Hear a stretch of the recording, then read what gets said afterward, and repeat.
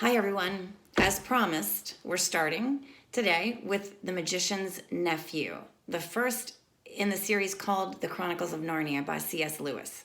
Chapter 1, The Wrong Door.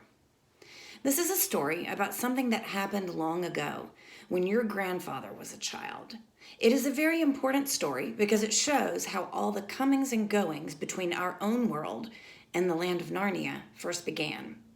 In those days, Mr. Sherlock Holmes was still living in Baker Street, and the Bastables were looking for treasure in the Lewisham Road. In those days, if you were a boy, you had to wear a stiff Eton collar every day. And schools were usually nastier than now, but meals were nicer. And as for sweets, I won't tell you how cheap and good they were because it would only make your mouth water in vain.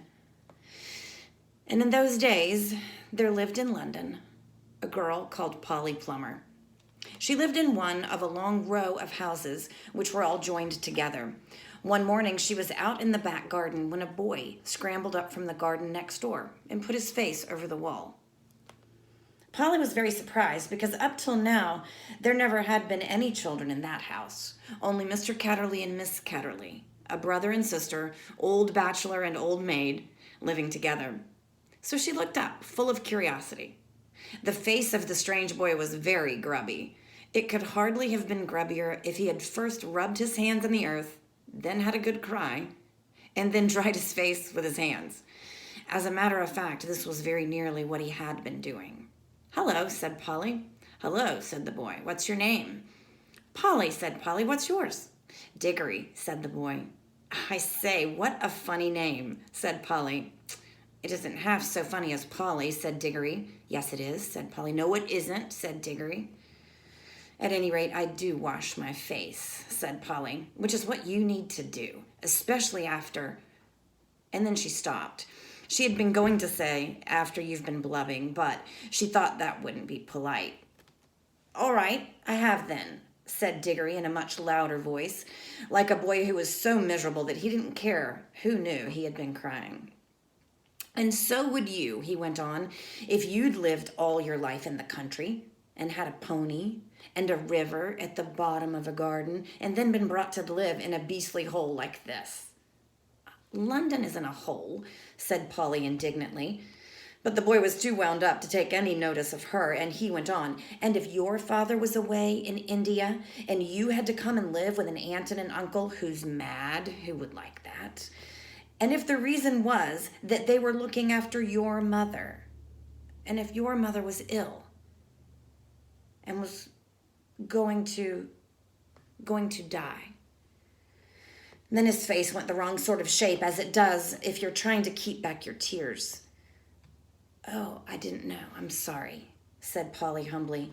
And then, because she hardly knew what to say, and also to turn Diggory's mind to cheerful subjects, she asked, "Is Mr. Catterley really mad?" "Well, either he's mad," said Diggory, "or there's some other mystery. He has a study on the top floor, and Aunt Letty says I must never go up there." "Well, that looks fishy to begin with. And then there's another thing. Whenever he tries to say anything to me at meal times, he never even tries to talk to her. She always shuts him up. She says, 'Don't worry the boy, Andrew.' Or, 'I'm sure Diggory doesn't want to hear about that.' Or else, 'Now, Diggory, wouldn't you like to go out and play in the garden?' What sort of things does he try to say? Well, I don't know. He never gets far enough. But there's more than that. One night, it was last night, in fact, as I was going past the foot of the attic stairs on my way to bed, and I don't much care for going past them either, I'm sure I heard a yell. Perhaps he keeps a mad wife shut up in there. Yes, I've thought of that. Perhaps he's a coiner. Or he might have been a pirate, like the man at the beginning of Treasure Island, and be always hiding from his old shipmates." "How exciting," said Polly. "I never knew your house was so interesting." "You may think it interesting," said Diggory, "but you wouldn't like it if you had to sleep there. How would you like to lie awake listening for Uncle Andrew's step to come creeping along the passage to your room? And he has such awful eyes." That was how Polly and Diggory got to know one another. And as it was just the beginning of the summer holidays, and neither of them was going to the sea that year, they met nearly every day. Their adventures began chiefly because it was one of the wettest and coldest summers there had been for years. That drove them to do indoor things. You might say indoor exploration. It is wonderful how much exploring you can do with the stump of a candle in a big house or in a row of houses. Polly had discovered long ago that if you opened a certain little door in the box room attic of her house, you would find the cistern and a dark place behind it in which you could get into a little careful climbing. The dark place was like a long tunnel with brick wall on one side and sloping roof on the other. In the roof, there were little chunks of light between the slates. There was no floor in the tunnel. You had to step from rafter to rafter. And between them, there was only plaster. If you stepped on this, you would find yourself falling through the ceiling of the room below. Polly had used the bit of the tunnel just beside the cistern as a smuggler's cave. She'd brought up bits of old packing cases and the seats of broken kitchen chairs and things of that sort, and spread them across from rafter to rafter so as to make a bit of a floor.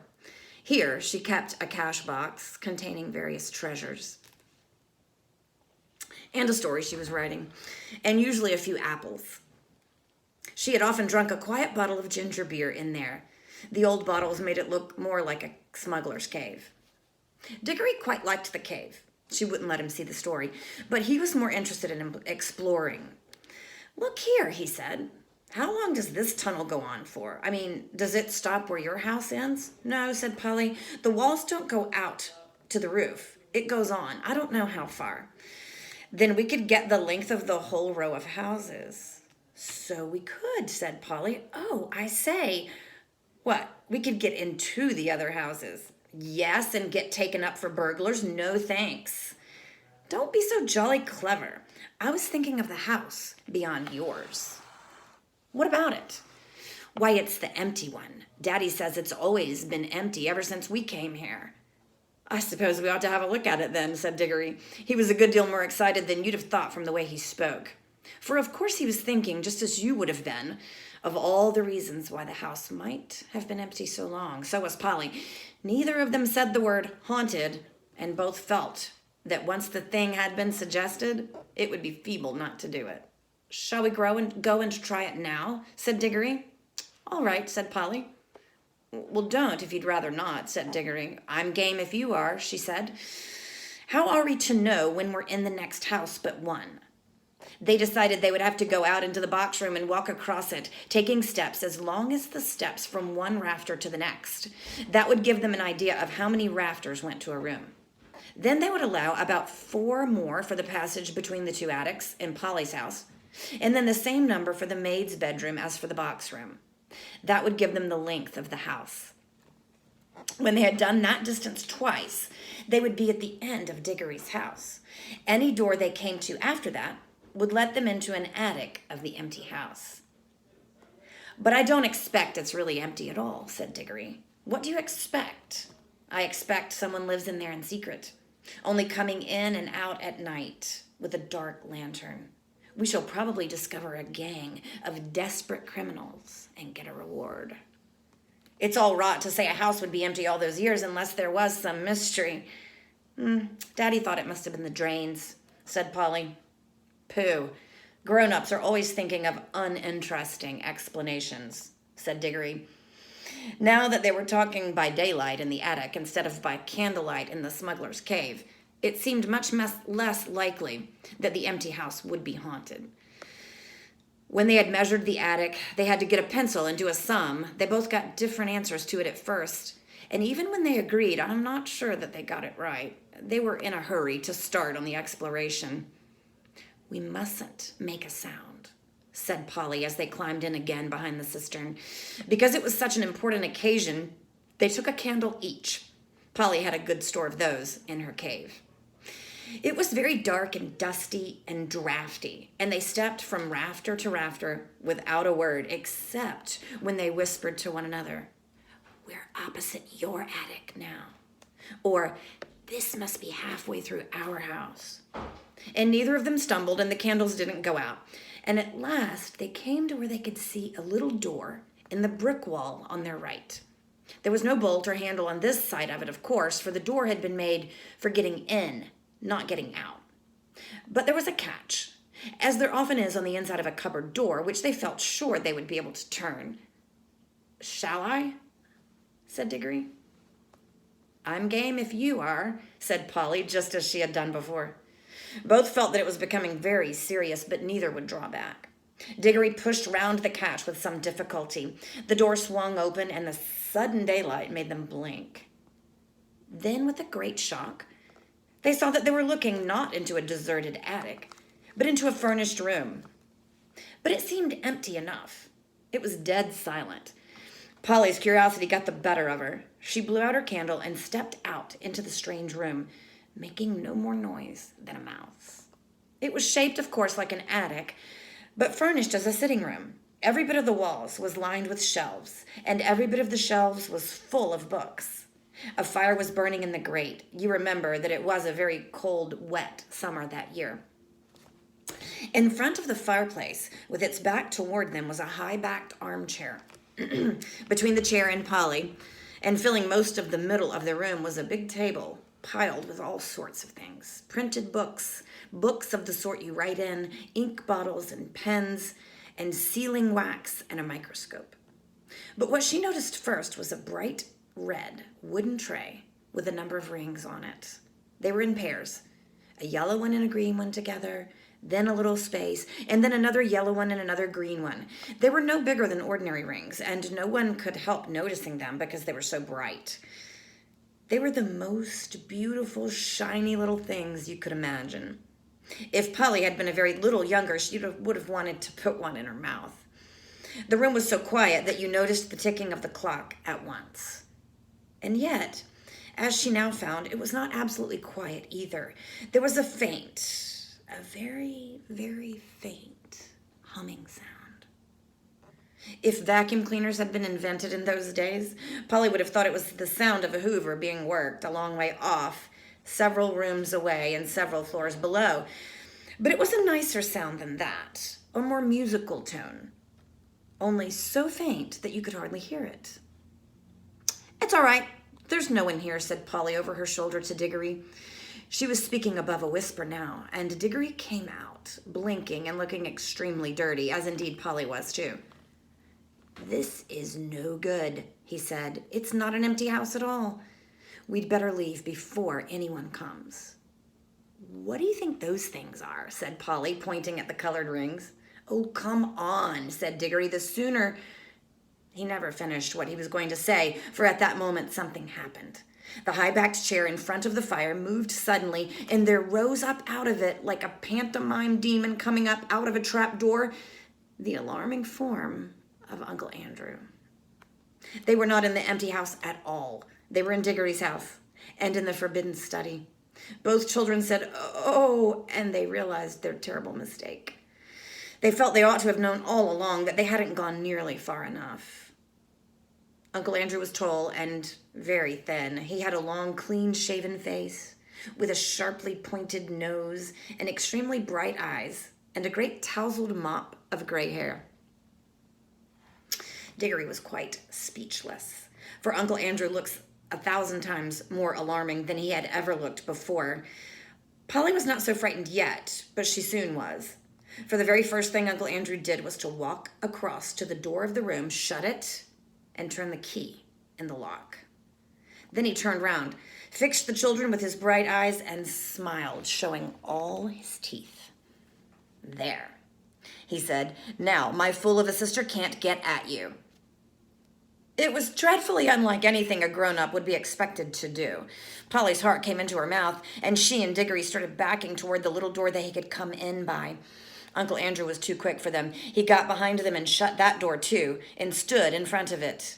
Then he rubbed his hands and made his knuckles crack. He had very long, beautifully white fingers. "I am delighted to see you," he said. "Two children are just what I wanted." "Please, Mr. Ketterly," said Polly, "it's nearly my dinner time, and I've got to go home. Would you let us out, please?" "Not just yet," said Uncle Andrew. "This is too good an opportunity to miss. I wanted two children. You see, I'm in the middle of a great experiment. I've tried it on a guinea pig, and it seemed to work. But then a guinea pig can't tell you anything. and you can't explain to it how to come back. Look here, Uncle Andrew, said Diggory. It really is dinner time, and they'll be looking for us in a moment. You must let us out. Must? Said Uncle Andrew. Diggory and Polly glanced at one another. They dared not say anything, but the glances meant, isn't this dreadful? And we must humor him. If you let us go for our dinner now, said Polly, we would come back after dinner. Ah, but how do I know that you would, said Uncle Andrew, with a cunning smile. Then he seemed to change his mind. Well, well, he said, if you really must go, I suppose you must. I can't expect two youngsters like you to find it much fun talking to an old buffer like me. He sighed and went on. You've no idea how lonely I am sometimes. But no matter.